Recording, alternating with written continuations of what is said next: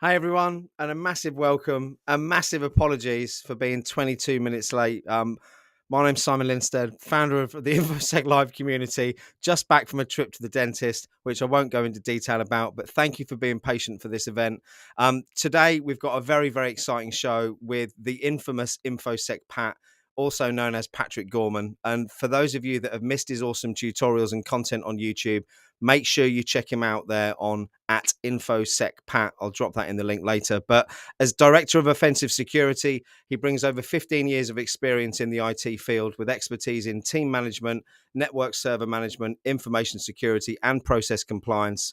An outstanding motivator and builder of teams, working well in both team and individual assignments, knowledge of security penetration testing and auditing using security-related tooling, and an all-round amazing guy. And we're going to be digging in and demoing excuse me. Well, Pat will. I'll be sitting here feeling sorry for myself. The top cyber gadgets of 2023, including the epic Flipper Zero, from how to clone your own work pass to gaining control over remote systems, including electric vehicles, and so much more.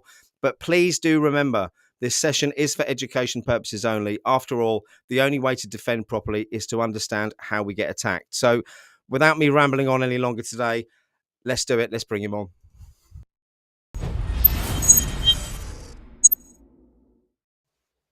Hey. Hey, what's up? How are you, Simon? I'm good. I'm not going to complain about the dentist. We've already got that out of the way offline. So look, thank you so much for taking the time to come on and do this today. I've given like a little bit of background about you, but before we launch into looking at the tools, just give our audience, for those who don't know you, a little bit more about where you've come from and what you're doing at the moment. Yeah, no, thank you so much. So if you guys don't know, my name is Pat Gorman, and I also go by InfoSec Pat. And yeah, like what I'm doing right now is I do work on the offensive security side as a director of offensive security for a company. And yeah, putting together processes, vulnerability assessments, penetration tests, and all that good stuff, trying to build that as we speak. So doing a lot of fun things over there. And as things unfold, obviously I will put it more out there on LinkedIn, etc. But I want to keep that, to a minimal now. Perfect. Thank you. Thank you very much. And I think for me personally, you're one of the voices in the industry that I heard from the moment I got in, and I found your content very, very useful. So a big thank you from me. Thank you. Let's talk cyber gadgets. Yeah, awesome. So today, if you guys aren't familiar with the like Simon says, the infamous flipper.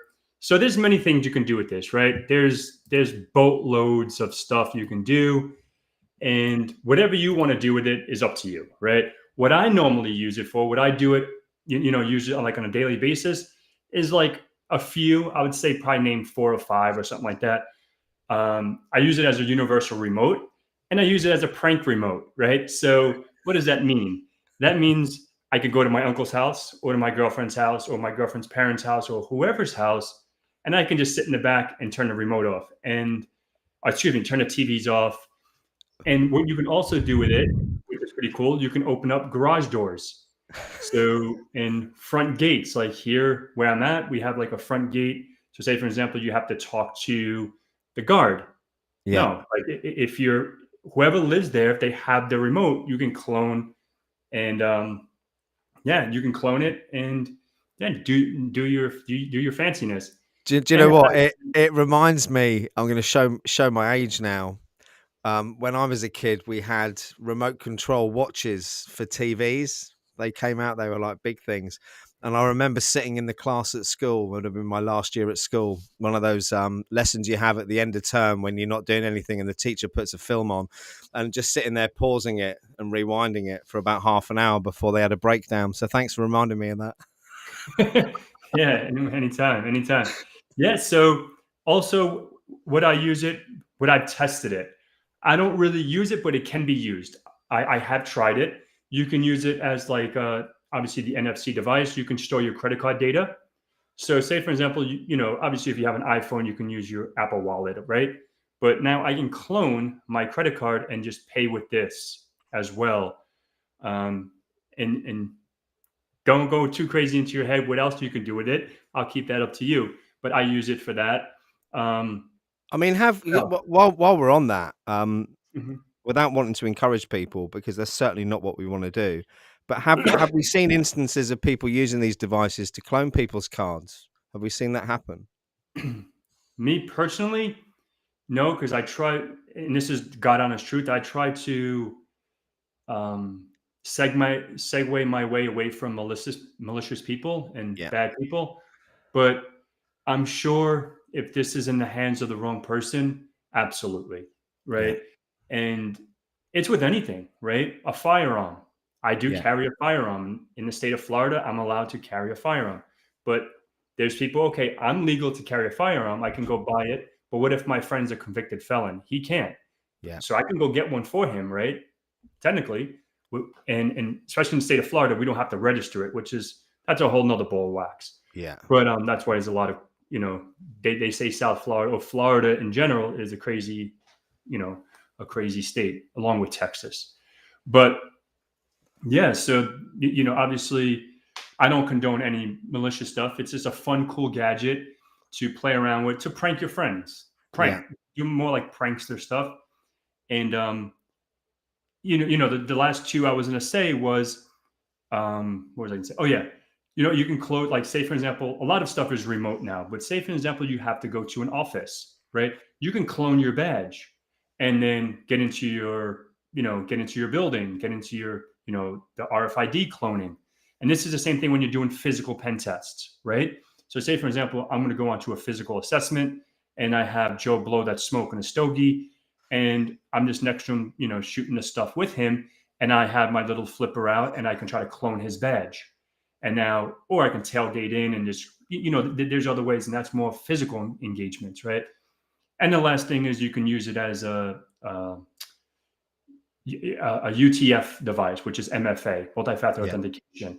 So yeah, but there's boatload of other stuff, but that's like the main ones I use it for. I And suppose going back to the comparison with carrying a gun.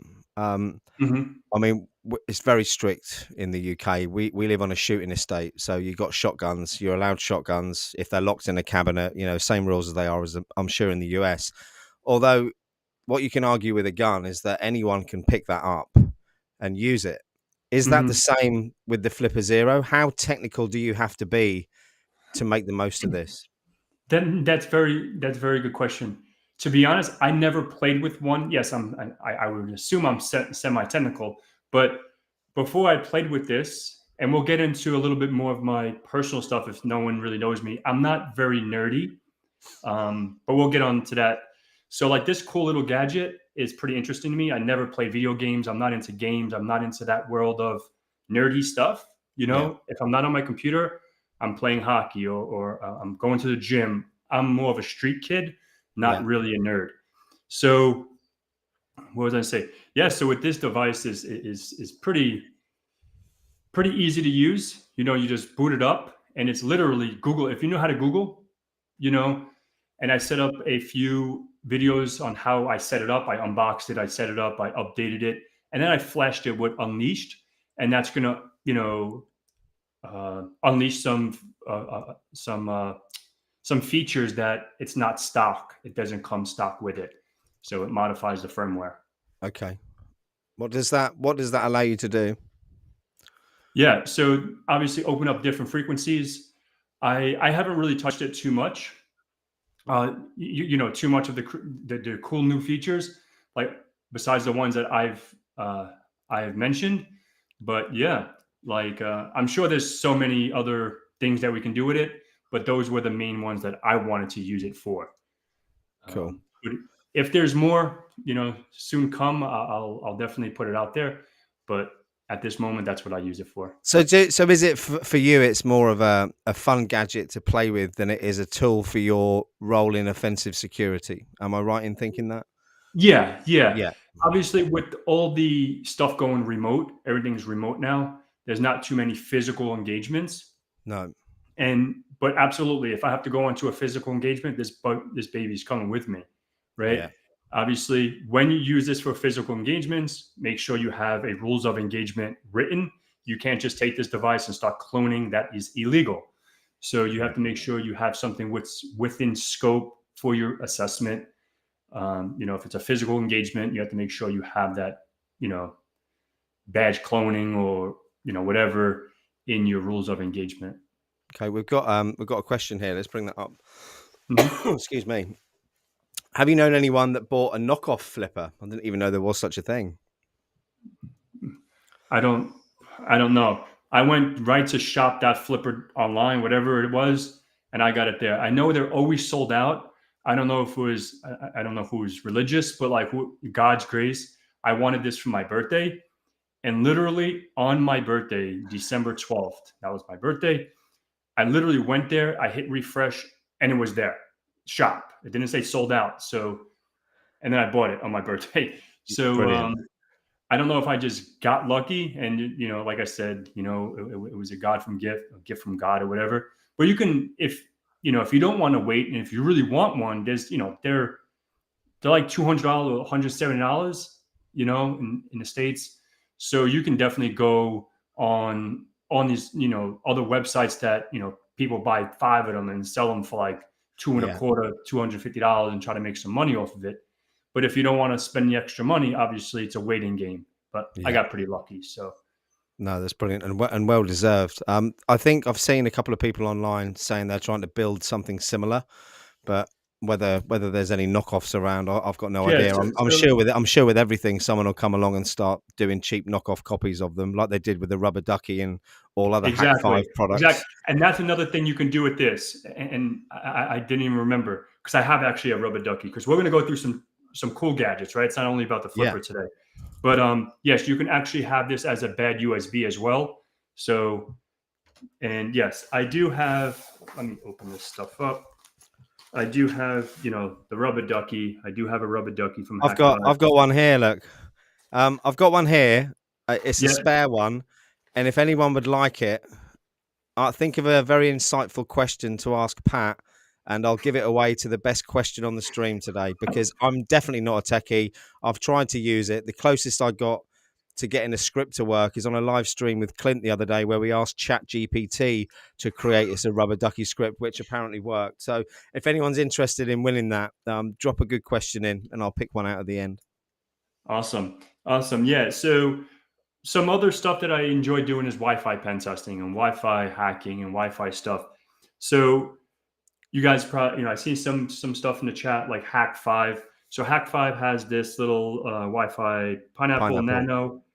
So this is a cool little gadget. I don't know if they sell them anymore, but they definitely have like the Wi-Fi Coconut now. But then they have like this one. I have this one as well, the Wi-Fi Pineapple Tetra, and this is like a big, big, big thing. You're not going to be walking around the airport with that bad boy. But yeah. So then, like as far as like Wi-Fi hacking, you can't just use your, in your onboard Wi-Fi card. You need to have an external card. But mine's back there. I have like an Alpha, and Yeah. if I just posted a video the other day about installing the Alpha card, the driver, because a lot of people get the card, they plug it in, and it doesn't work. It's not really plug and play. It's a pain in the butt to like getting on like VirtualBox or VMware if you're running Kali as a virtual machine. If I remember rightly, I had issues with missing libraries when I attempted to do it 2 years ago. If that's one of the common problems you Yeah, come up yeah. against, yeah, It's definitely a pain in the butt to actually get working. And that's why I made that video because like I was getting a lot of people asking. And yeah, like if you want to go for the offensive security, which is the OSWP for Wi-Fi hacking, you need one of those. You can get cheap TP-Link. I have another cheap one in here that I roll around with. I won it from a friend of mine. Ouch, from a friend of mine. I'm Careful. banging my knee so hard right now. But yeah, like there's so many cool gadgets out there. But What's your favorite one? What's your favorite gadget out of all of the gadgets you've got? I think probably the flipper, because everything else, like I don't really need to they're just cool gadgets to have, but I can have my like alpha card and use like Wi-Fi pumpkin, use different things for captive portals. So I don't need to have that little fancy like the Wi-Fi pineapple to create like a Starbucks captive portal, so it looks like it's going through Starbucks. Meanwhile, all the data is traversing through me. Yeah. So yeah, but I like this guy right here. This is my baby now. So I really enjoy it. I'm actually trying to get at least two more, to do little giveaways. I would love to give one away on my channel. So Oh, if that'd I be a can get great a hold idea. of you, I've dropped in the chat for those watching and those watching on the replay. I've just put the link in to the Alpha Card video that you put together. So and make sure you do like and subscribe to Pat's channel as well, please. Thank you. cool. So yeah, any other questions from the chat?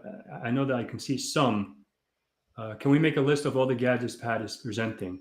Yes, we can do that, can't we? Yeah. Yeah.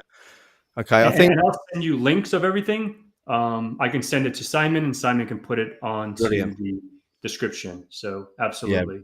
really appreciate that. So before the Flipper Zero came along, what was your favorite gadget?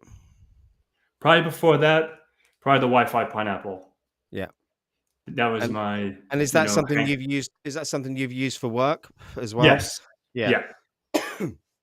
So when just out of interest, one of the main reasons I wanted to get into the industry was because I was obsessed with becoming a red teamer and getting involved in those physical engagements, like many people who get blinded by boot camps do when they try to get into cybersecurity. You said after the pandemic that things have slowed down on that front. Is that industry wide or is that just firm specific to you guys?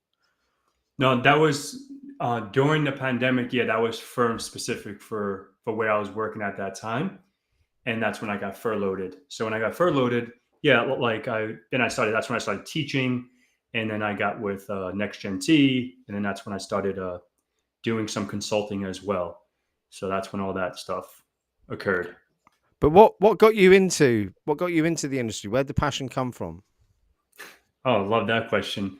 So yeah, so back in the day, like before I got into cyber, I was a network and systems engineer, cloud engineer, whatever you want to call it, the whole shebang.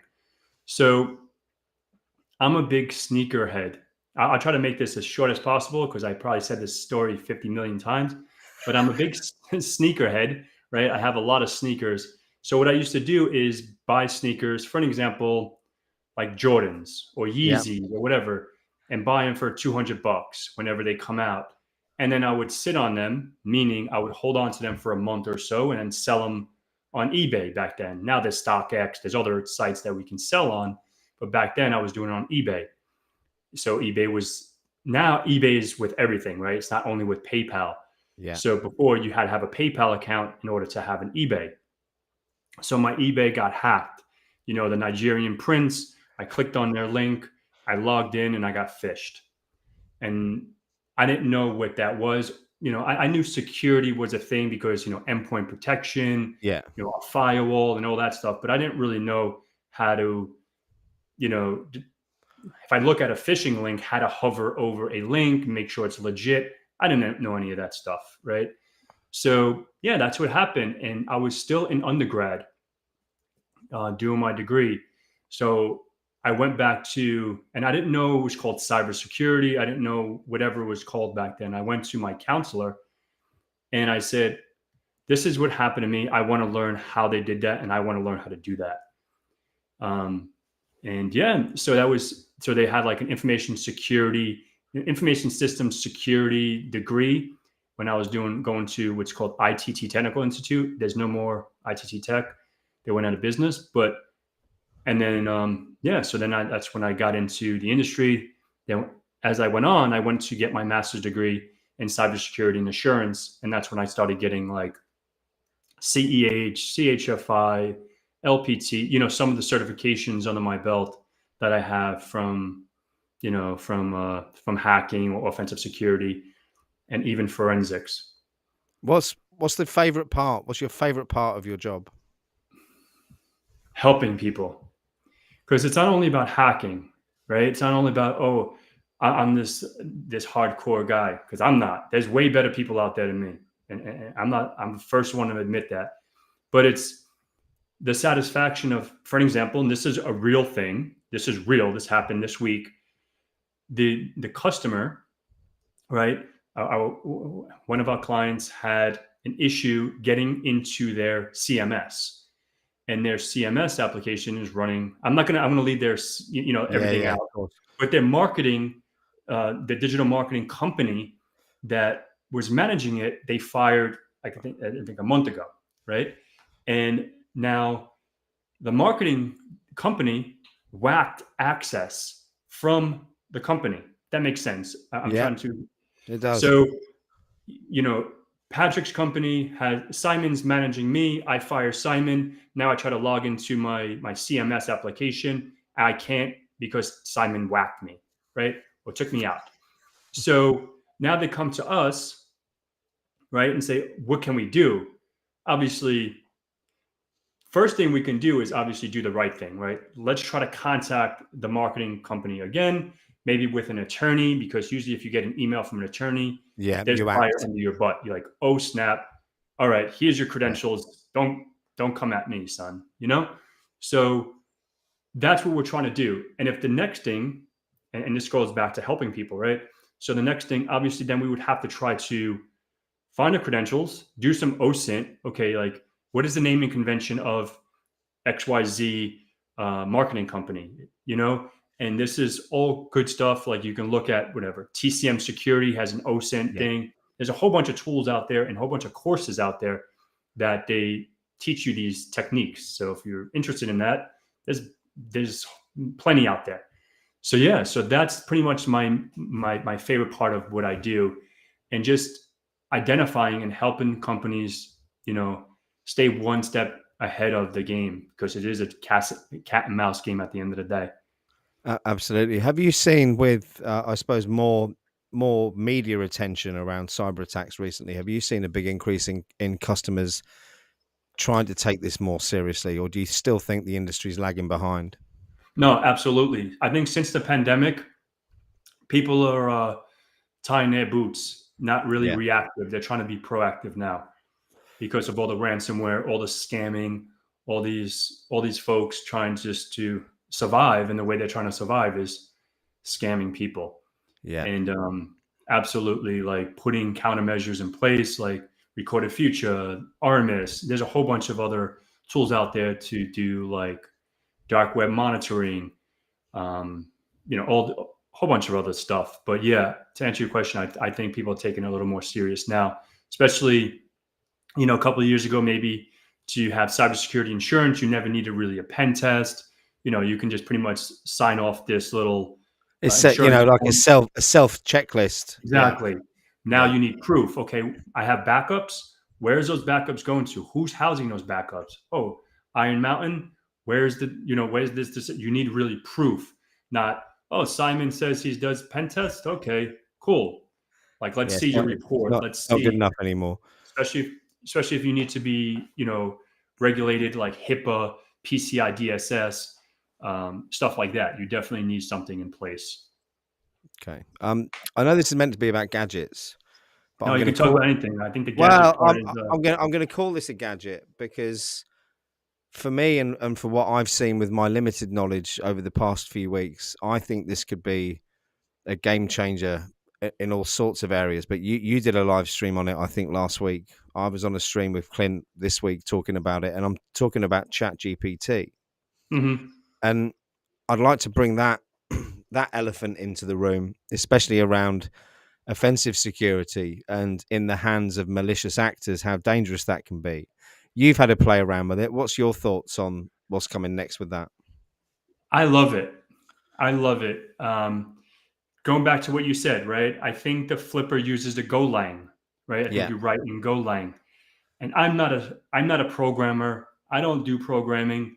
I I can go to GitHub, and this is the God honest truth. I can go to GitHub, download a script, and do some modifications. yeah, But with this, bloody hell, like I literally go in there and I can say I need a script to, harvest emails, and it just writes a script. I just copy paste it, and that's what I pretty much did on my GPT video. I think I did it like with a port scanner, and I did it live, raw. Like I didn't do any edits, and you see me mess up. I'm like, because I'm not a scripter. You know what I yeah. mean? So But you can that ask it to correct any errors as well, can't you? exactly, exactly. But it was more of my era. It was more of Yeah, my era that like the IP was wrong, and like I needed to do chmod. I need to make an executable, whatever. But yeah, I think that thing is brilliant. Uh, I don't think it's going to take jobs away. I don't think it's going to no, if anything, it's going to improve. Like for an example, like I wish I had this when I was like a network engineer, right? Because now all the programmability with Cisco and even like Juniper using JSON and all that stuff, like I can literally write, and I did the other day for a friend that was configuring new ASR, a router, and I just say, okay, what is the IPs, whatever for your interfaces or whatever, and I said, um, I need to configure ASR, whatever, blah, blah, blah, 10,000, whatever the hell it was. And then it gave me the whole, show run and config. In Cisco, you do show run config. You can see the config file and you just do config T, paste that bad boy in there with your information, and boom, now I have my router up. yeah, So it no. was in a matter of like minutes instead of hours of doing It's that. it's So it's scary, and a couple of comments in the chat. Druva, hey Druva, good to see you. Absolutely perfect phishing campaigns using ChatGPT. I completely agree. I mean, we've yep. already seen an improvement in the grammatical content on some of the phishing stuff I've seen the last couple of weeks, and I think again, you can even use it to interact with people. If you use the APIs right, you can set up automated programs to get this to pretty much converse with people, which is pretty damn scary. And I think that's where we're going to see lots of issues. And Kian's asked a really relevant question, actually. With more people working from home for bigger companies, do you think people's homes will become more vulnerable, such as using Wi-Fi attacks or flippers, etc., when people are out and about? Yeah. If they hadn't thought of it before, Kian, they have now.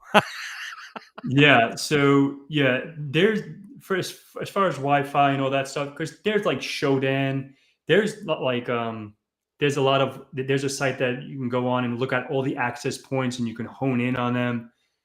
And yeah, absolutely, absolutely. To answer your question, absolutely, I think so. Yeah, Because I mean, anything is hackable, right? Anything is hackable. Like I have my neighbor, I do have consent. I mess with him, right? He has a smart uh, refrigerator, right? yeah, And it's connected to the network. And the firmware that's running on his fridge, he doesn't know how to update it. So you can just go out there and see if there's any vulnerabilities. And when he's playing his Spotify from his refrigerator, I go in and I can turn it off, because sometimes he does play it loud. I'm not gonna lie, because it's a quadplex where I'm at, so the neighbor's like right nice. there, and it's super. It's not like a single family home that you're you know in gaps, but yeah. So absolutely, I saw there's another question in here. Where is it? Here we are, Nicanor. To complement Kean's question, can Pat recommend a firewall gadget for home? Is Firewaller any good? Firewall. I haven't messed with it. Um, so when you say for home, you mean for testing and lab purposes, or actually a firewall that you're going to put in your production environment? That's a good question. We'll wait for him to come back. Kean's put even my washer is hackable. Yeah, Exactly. My yeah. NIST, my thermometer for the AC, I can monitor from my phone. That's hackable. But so I could try to answer your question in two different parts, right? As far as a lab and as far as a production. It says here Protect your to home's network. yeah. Okay, so to protect it, I want to say this in the best way. You're never going to be protected. Um, that's the God honest truth, right? If they want to weigh in, uh, maybe you live with your wife and your wife is not as tech savvy, and I know your public IP, and maybe there's an interface like Ubiquity or Cisco or Palo Alto. I can name all these PFSense, all these stuff, and now I can just call your or make a phone call or however try to get in contact with someone that's non-tech savvy to try to get my way in. That's why the human element is the weakest link at all times. But I use I use Ubiquity. I use a Dream Machine.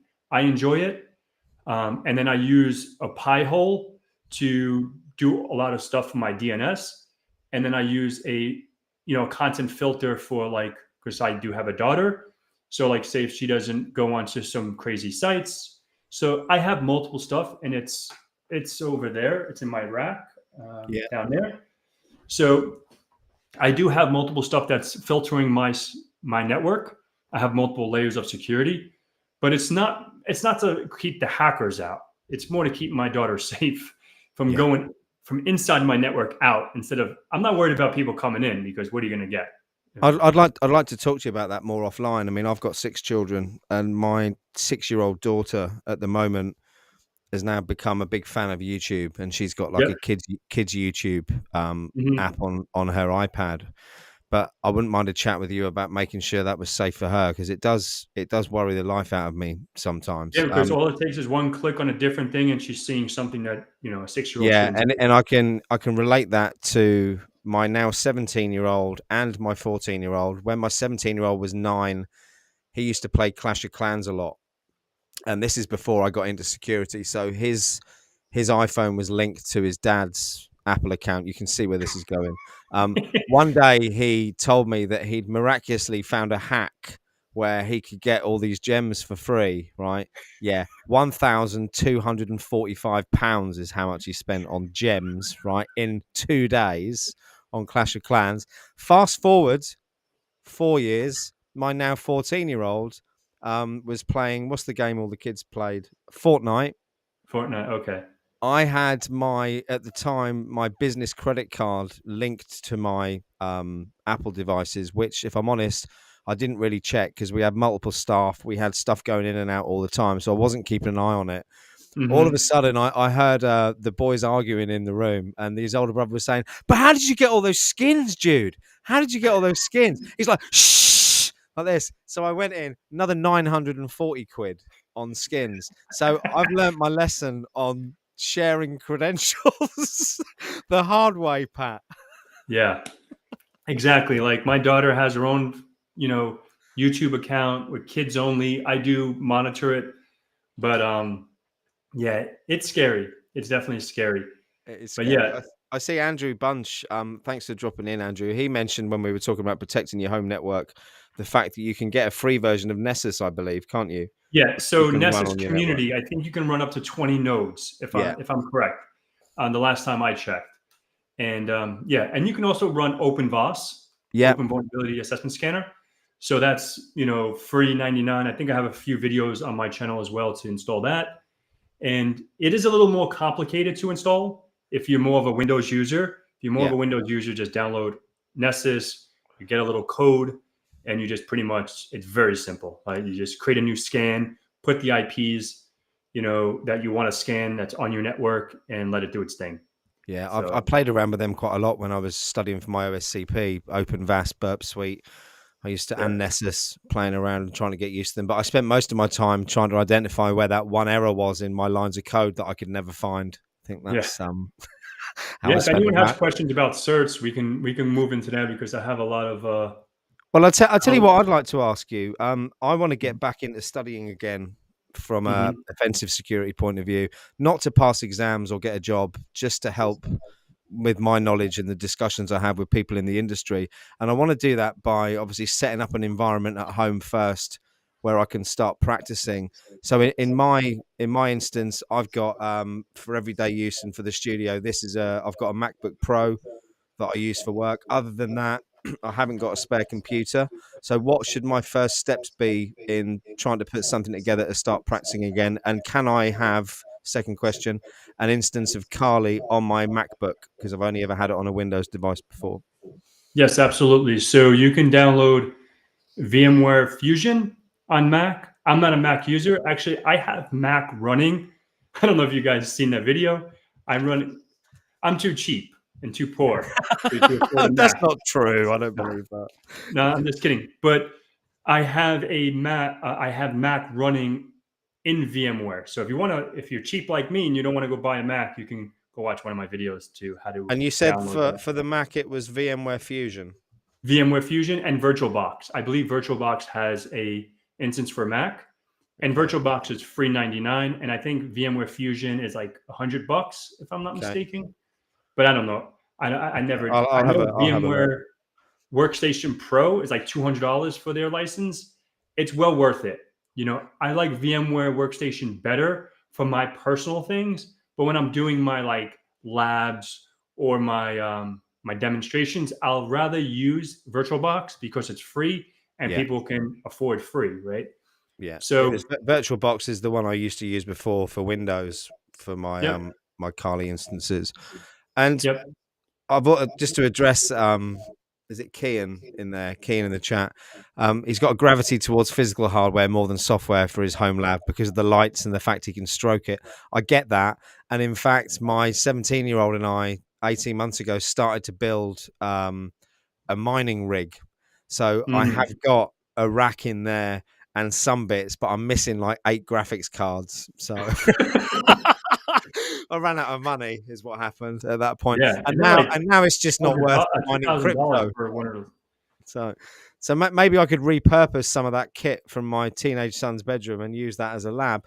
But what would the Yeah. next steps be to try and build something and start playing around and protecting networks? What could I do next?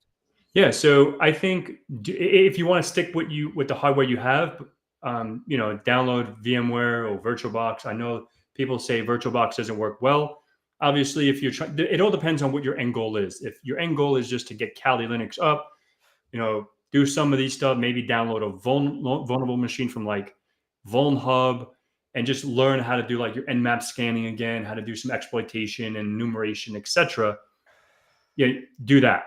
You Yeah, know, like that's what I would, you know, and if you want to get into like the defensive stuff, you can download like Security Onion. You can even download a pfSense in a virtual machine, install like Snort, you know, yeah, do some stuff like that for your IPS. So, and that's all, you know, all like setting up like a home lab. And I'm working on, I think I'm like video 9 into it. I just posted video 1 yesterday, like building out a home hacking lab. So, and I want to keep going. I'm probably going to, you know, exploit, say for example, SMTP port 25, you know, that runs out there, right? Exchange servers, yeah. whatever. How can we exploit port 25? How, you know, but that's more to come. But yeah, like I'll wait there's for the videos before I start then. yeah, I want to post a video 2 tomorrow. It's not going to get into like the fun stuff probably into like video 4 or video 3 or 4 because the first couple are like setting up your lab, downloading VirtualBox, getting it configured, configuring your networking and all that stuff, and then downloading Metasploitable. That's what we Yeah, used. And I did it on an older laptop that I only have 8 gigs of RAM. So because I did a full playlist of my 2019 server training, and my desktop back there, it has 250 gigs, 256 gigs of RAM. It's a it's a Threadripper, so it has 24 cores. wow. It's a killer machine. And I was building things like my lab was huge. Like I was running 3DCs at a time, WSUS server, all of this stuff. And I would get comments, oh, I don't have the hardware to do that. I don't. And then obviously I would respond back, okay, like are you trying to follow along learning it, or are you watching this video to translate this knowledge to your work? Because you can follow it and just do it at work, you know, just follow the steps because the steps in a lab and in production is the same, right? Yeah, no, So, absolutely. so then that's why I took it a notch down when I did my 2022 playlist. I did it on my laptop that we're talking here that has 32 gigs of RAM and it's only an i7. So it's more, okay, user, okay, it's like a $1,000 more box. realistic for everyday Exactly, people. Yeah. exactly. Not a five Do thousand dollar gig. do you think, in that case then, would you suggest I bought a cheaper machine to play around on rather than use my main machine, my MacBook, which I use for live streaming and everything else? I think so. Yeah, If you can afford it and you can do it, I think buying like a, like I just got a Dell G5 yeah. i7, and it's still sitting in the box over there. And I want to probably use that for something. I don't even know what. And I got it because dumb sales, right? Oh, looks like it's on sale. Let me get it. And it's been sitting in the box for 2 months. But like I think getting a Windows machine obviously will be a little easier to get things configured, get things up and running. Um, yeah, I'm just looking at Andrew Bunch's comment where he said if your MacBook has an M1, it's more difficult to run VMs. So I'm just trying to see, yeah, Apple M1 Pro. There we go. That's what I've got. yeah, yeah. So then forget it. Yeah, because I know Yeah. like some friends have an M1 and they couldn't get like VirtualBox or VMware to install. It was a big nightmare. That's why I don't like Mac. It's always a headache. Yeah, no, I completely agree. It's good for design work though, and it's got a Yeah. good camera on it. That's about the only thing. Go back to a couple of questions here. Nicanor asked this one. I missed it earlier. Can I build a box using Pi or similar that will help me to learn and, as Pat says, protect my family? Wait, is there? Can I build a box using Pi? Yeah. You can use Pi-hole. You can use Pi-hole, and you can just use like OpenDNS. You don't really have to get too crazy. Like you can use OpenDNS to protect different kinds of filtering and stuff like that. So yeah, Okay, I think perfect. I think that's you know. And if you have any other questions, just hit me up and we can take it offline if because that can be a whole conversation in itself, Yeah, no, protecting our I network. appreciate that. I'll connect you two up afterwards. Nicanor's a really good guy. Next question.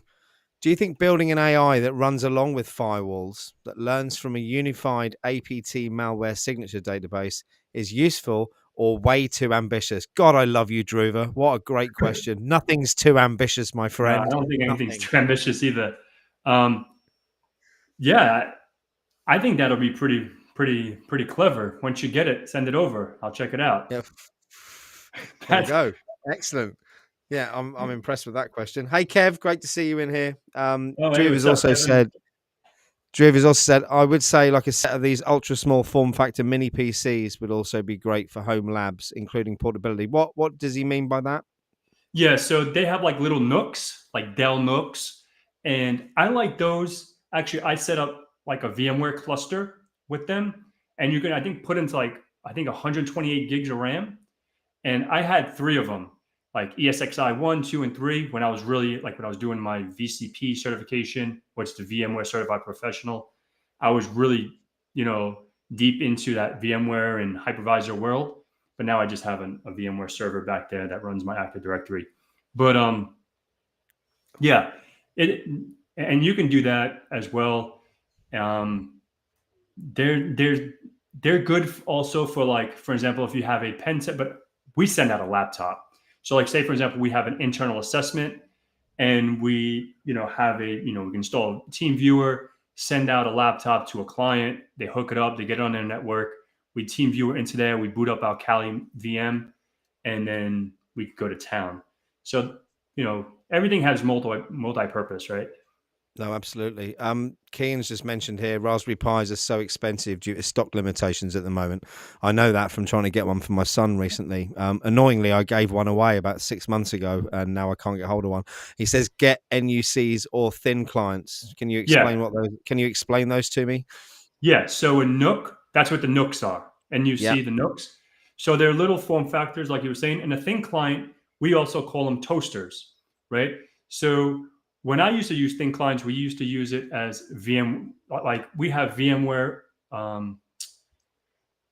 You have an ESXi server, VMware vCenter that sits with all your virtual machines on. Then you have a thin client to connect for your, which is called VDI, Virtual Desktop Infrastructure. You can have Citrix, VMware, Horizon. I don't know.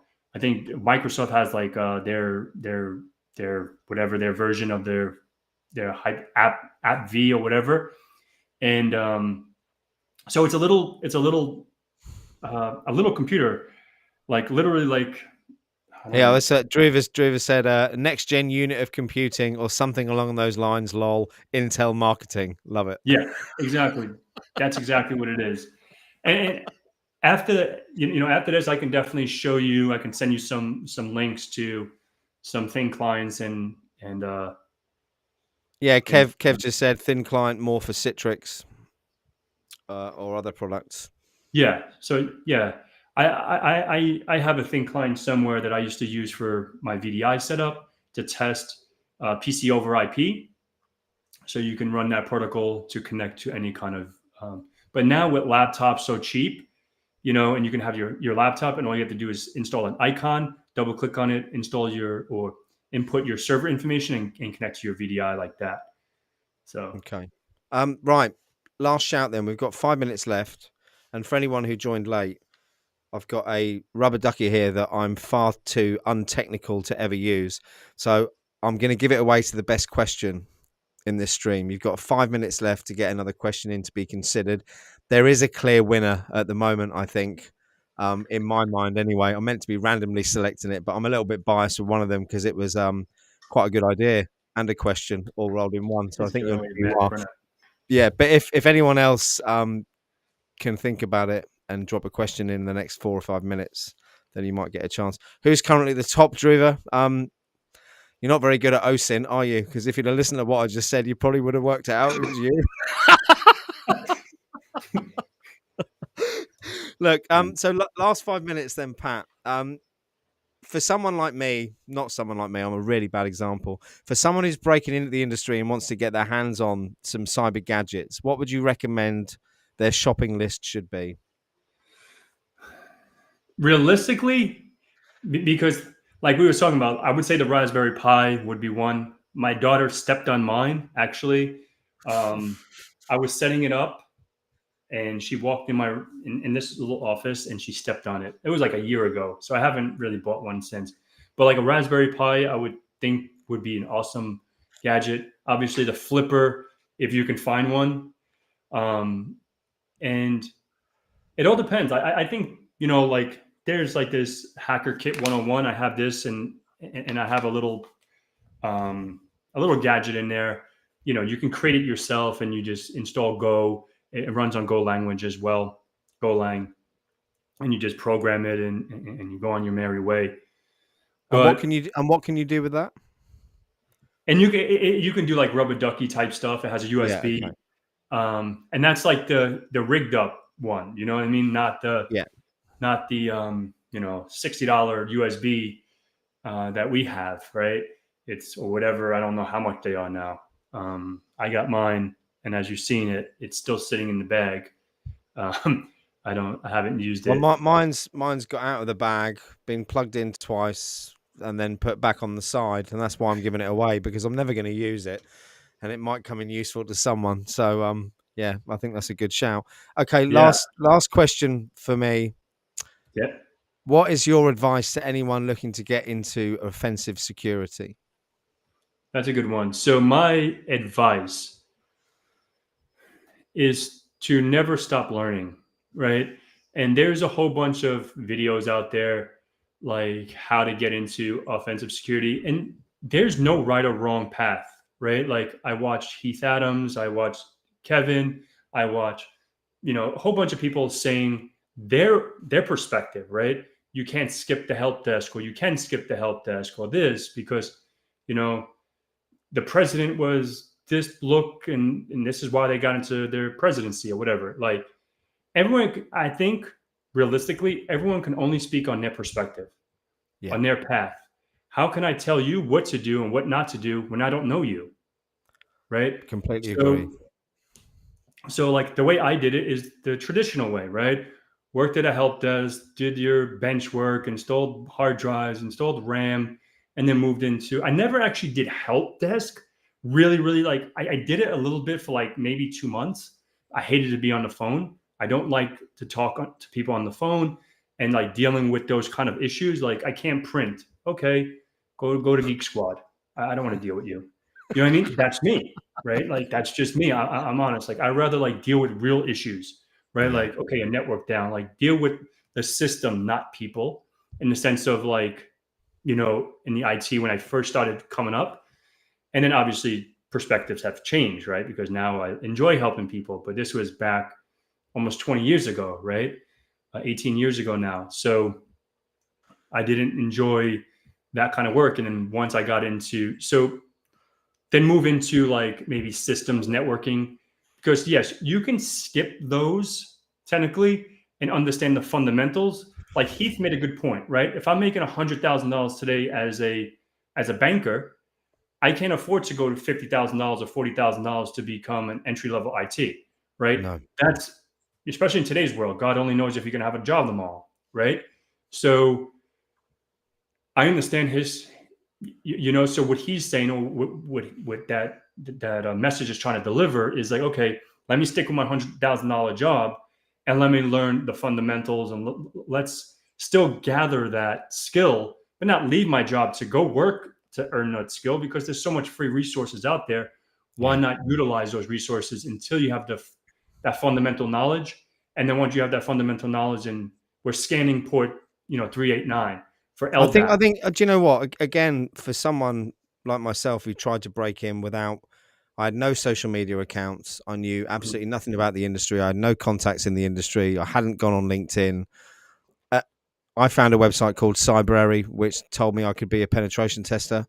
So I decided I could do that because that's what I do with most things. If I think I can do something, I'll give it a go. But Mm-hmm, had I have had conversations with people like yourself and people in the industry, I would have seen past the bullshit that you see out mm-hmm, there from some boot camps and training providers where they're telling you this is the pathway into cybersecurity. Because as you said, everyone is completely different. So mm-hmm. one person's journey, for a start, there's over 50 jobs in cybersecurity anyway, which I only found out after about studying for a year. It there Yep. is a place for everyone, but again, Mm-hmm, if it isn't your passion, I would advise you against it, because mm-hmm. it is continuous learning if you want to stay on top of your game. And if you haven't got the passion, it's a very, very difficult thing to keep up with, I would have thought. 1,000%, 1,000%, and that's pretty much spot on, right? If you're not passionate, if you're just doing this for a paycheck, and who cares what attack comes out tomorrow, if you're not, up to learn new things, and just if you're just chilling and staying complacent and stagnant, your career is a wrap.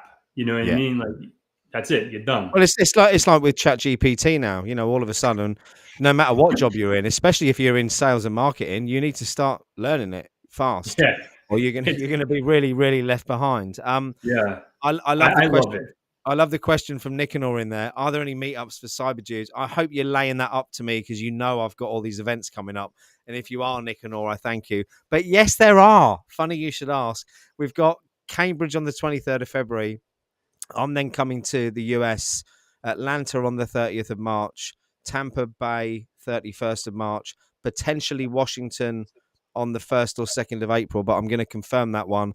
But then London, Nicanor, is going to be on a date in April. I'm just trying to work out around kids' holidays and not clashing, and train strikes and all the other stuff we've got going on here. But yes, the idea is we'll be visiting every corner of the United Kingdom throughout 2023, and every corner of the United States as well. So we're hoping to do about 10 different areas in the US, and hoping to come and see you and Kev in New York soon. Yeah. I'm not in New York, right? I'm Oh, in aren't you? Florida.